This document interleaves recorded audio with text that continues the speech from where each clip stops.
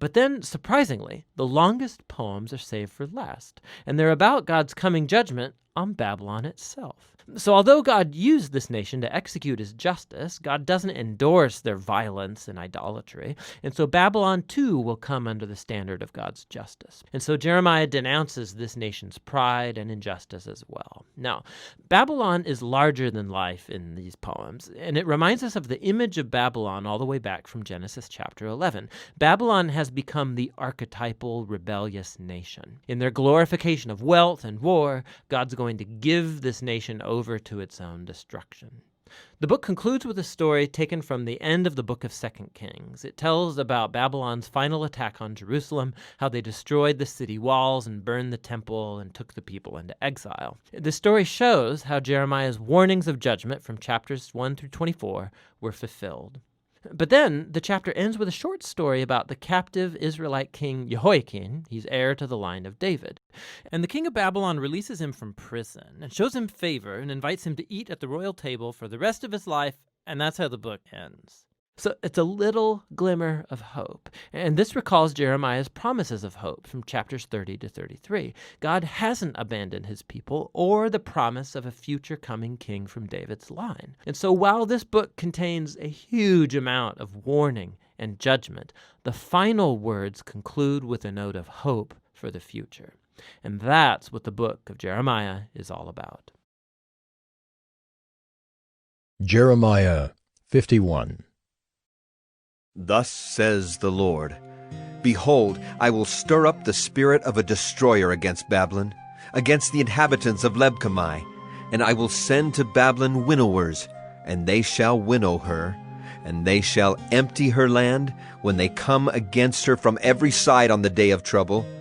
Let not the archer bend his bow, and let him not stand up in his armor. Spare not her young men, devote to destruction all her army. They shall fall down slain in the land of the Chaldeans, and wounded in her streets.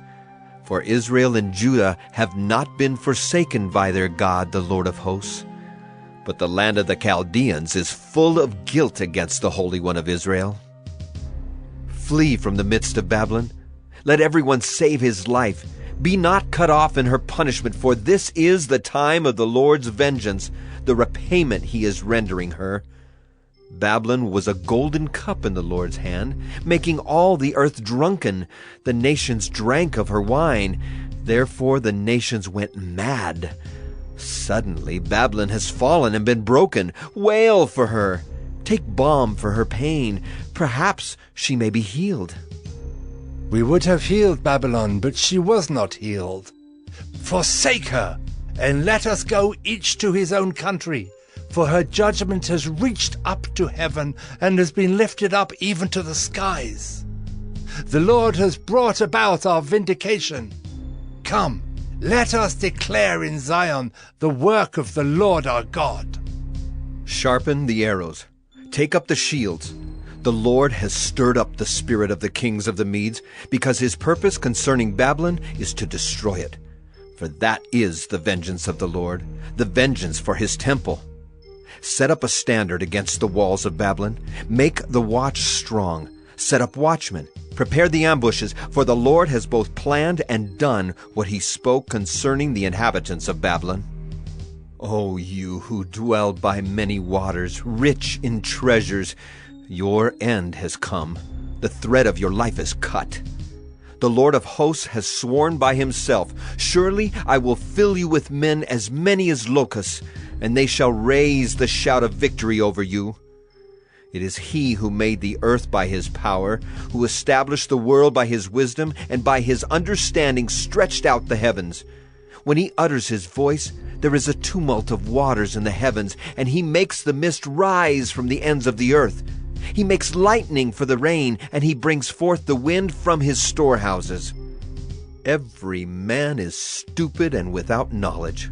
Every goldsmith is put to shame by his idols, for his images are false, and there is no breath in them. They are worthless, a work of delusion.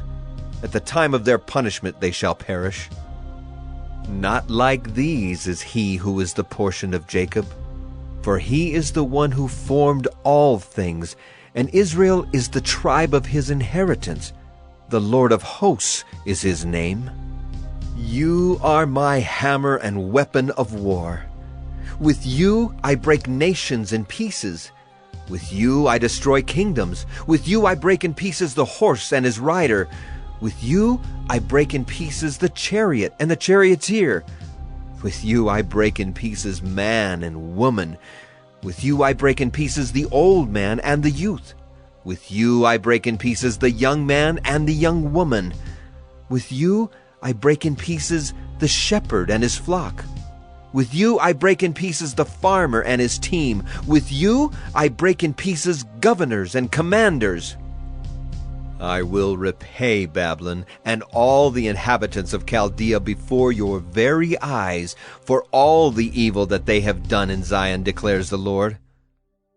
Behold, I am against you, O destroying mountain, declares the Lord, which destroys the whole earth. I will stretch out my hand against you and roll you down from the crags and make you a burnt mountain. No stone shall be taken from you for a corner, and no stone for a foundation, but you shall be a perpetual waste, declares the Lord. Set up a standard on the earth. Blow the trumpet among the nations. Prepare the nations for war against her. Summon against her the kingdoms, Ararat, Minai, and Ashkenaz. Appoint a marshal against her. Bring up horses like bristling locusts. Prepare the nations for war against her, the kings of the Medes with their governors and deputies, and every land under their dominion. The land trembles and writhes in pain, for the Lord's purposes against Babylon stand, to make the land of Babylon a desolation, without inhabitant. The warriors of Babylon have ceased fighting. They remain in their strongholds. Their strength has failed. They have become women. Her dwellings are on fire. Her bars are broken.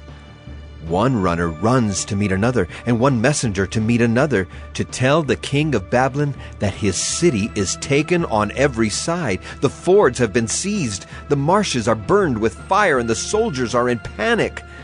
For thus says the Lord of hosts, the God of Israel, the daughter of Babylon is like a threshing floor at the time when it is trodden. Yet a little while, and the time of her harvest will come. Nebuchadnezzar, the king of Babylon, has devoured me. He has crushed me. He has made me an empty vessel. He has swallowed me like a monster. He has filled his stomach with my delicacies. He has rinsed me out. The violence done to me and to my kinsmen be upon Babylon, let the inhabitant of Zion say. My blood be upon the inhabitants of Chaldea, let Jerusalem say. Therefore thus says the Lord, Behold, I will plead your cause and take vengeance for you. I will dry up her sea and make her fountain dry, and Babylon shall become a heap of ruins, the haunt of jackals, a horror and a hissing, without inhabitant. They shall roar together like lions. They shall growl like lions' cubs. While they are inflamed, I will prepare them a feast and make them drunk, that they may become merry. Then sleep a perpetual sleep, and not wake, declares the Lord. I will bring them down like lambs to the slaughter, like rams and male goats. How Babylon is taken, the praise of the whole earth seized! How Babylon has become a horror among the nations! The sea has come up on Babylon. She is covered with its tumultuous waves. Her cities have become a horror, a land of drought and a desert, a land in which no one dwells, and through which no son of man passes. And I will punish Bel in Babylon, and take out of his mouth what he has swallowed. The nations shall no longer flow to him. The wall of Babylon has fallen. Go out of the midst of her, my people. Let everyone save his life from the fierce anger of the Lord. Let not your heart faint, and be not fearful at the report heard in the land, when a report comes in 1 year, and afterward a report in another year, and violence is in the land, and ruler is against ruler. Therefore, behold, the days are coming when I will punish the images of Babylon. Her whole land shall be put to shame, and all her slain shall fall in the midst of her. Then the heavens and the earth and all that is in them shall sing for joy over Babylon, for the destroyer shall come against them out of the north, declares the Lord. Babylon must fall for the slain of Israel, just as for Babylon have fallen the slain of all the earth. You who have escaped from the sword, go, do not stand still. Remember the Lord from far away, and let Jerusalem come into your mind. We are put to shame, for we have heard reproach. Dishonor has covered our face, for foreigners have come into the holy places of the Lord's house. Therefore, behold, the days are coming, declares the Lord, when I will execute judgment upon her images, and through all her land the wounded shall groan. Though Babylon should mount up to heaven, and though she should fortify her strong height, yet destroyers would come from me against her, declares the Lord. A voice, a cry from Babylon, the noise of great destruction from the land of the Chaldeans. For the Lord is laying Babylon waste and stilling her mighty voice. Their waves roar like many waters, the noise of their voices raised, for a destroyer has come upon her, upon Babylon. Her warriors are taken, their bows are broken in pieces, for the Lord is a God of recompense. He will surely repay.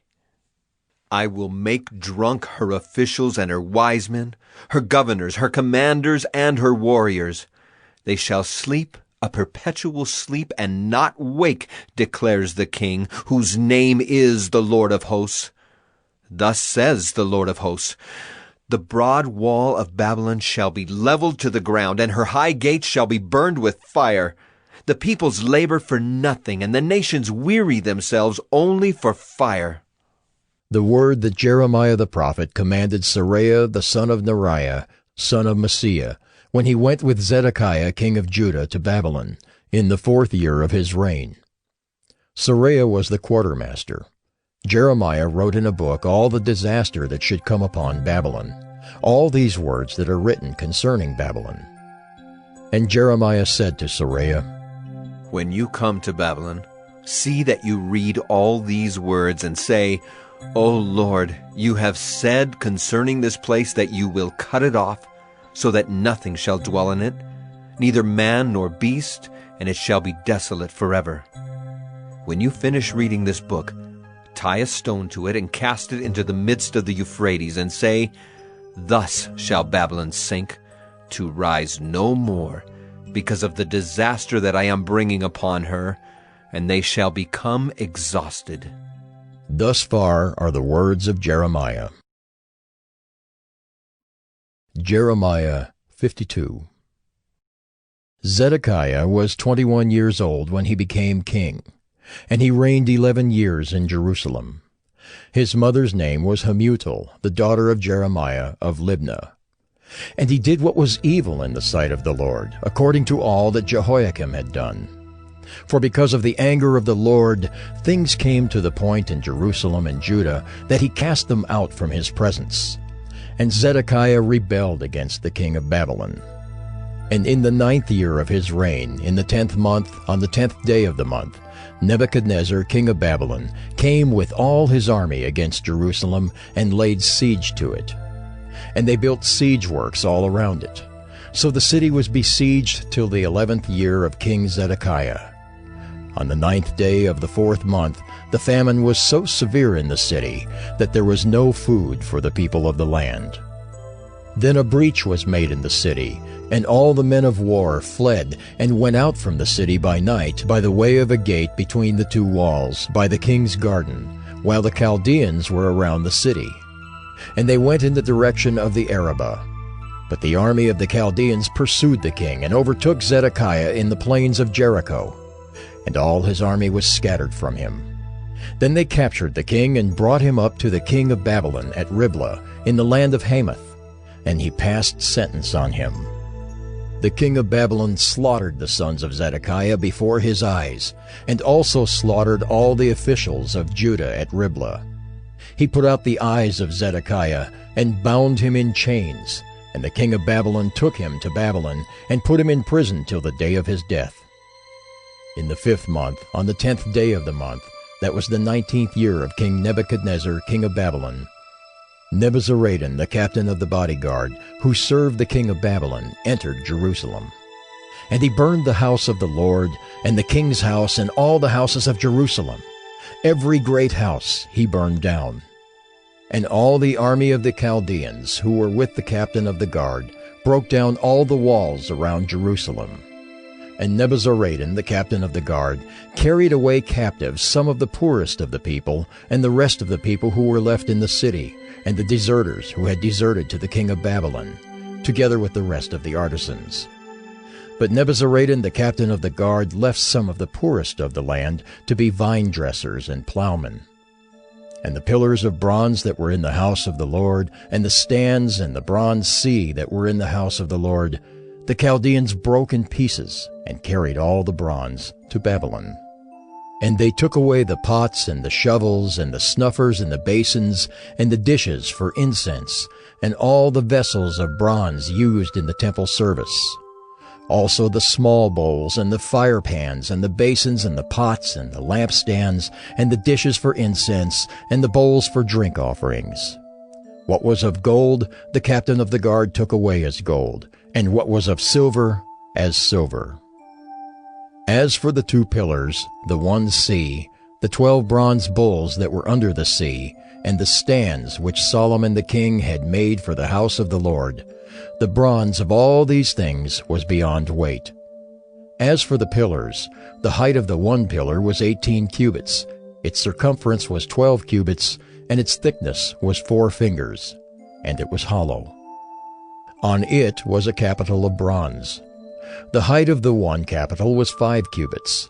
A network and pomegranates, all of bronze, were around the capital.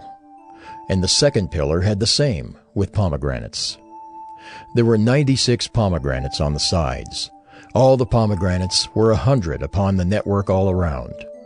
And the captain of the guard took Seraiah the chief priest, and Zephaniah the second priest, and the 3 keepers of the threshold. And from the city he took an officer who had been in command of the men of war, and 7 men of the king's council who were found in the city, and the secretary of the commander of the army, who mustered the people of the land, and 60 men of the people of the land, who were found in the midst of the city. And Nebuzaradan, the captain of the guard, took them and brought them to the king of Babylon at Riblah. And the king of Babylon struck them down, and put them to death at Riblah in the land of Hamath. So Judah was taken into exile out of its land. This is the number of the people whom Nebuchadnezzar carried away captive. In the 7th year, 3,023 Judeans. In the 18th year of Nebuchadnezzar, he carried away captive from Jerusalem 832 persons. In the 23rd year of Nebuchadnezzar, Nebuzaradan, the captain of the guard, carried away captive of the Judeans 745 persons. All the persons were 4,600. And in the 37th year of the exile of Jehoiakim, king of Judah, in the 12th month, on the 25th day of the month, Evil-Merodach, king of Babylon, in the year that he became king, graciously freed Jehoiakim, king of Judah, and brought him out of prison. And he spoke kindly to him, and gave him a seat above the seats of the kings who were with him in Babylon. So Jehoiakim put off his prison garments, and every day of his life he dined regularly at the king's table. And for his allowance, a regular allowance was given him by the king according to his daily need, until the day of his death, as long as he lived.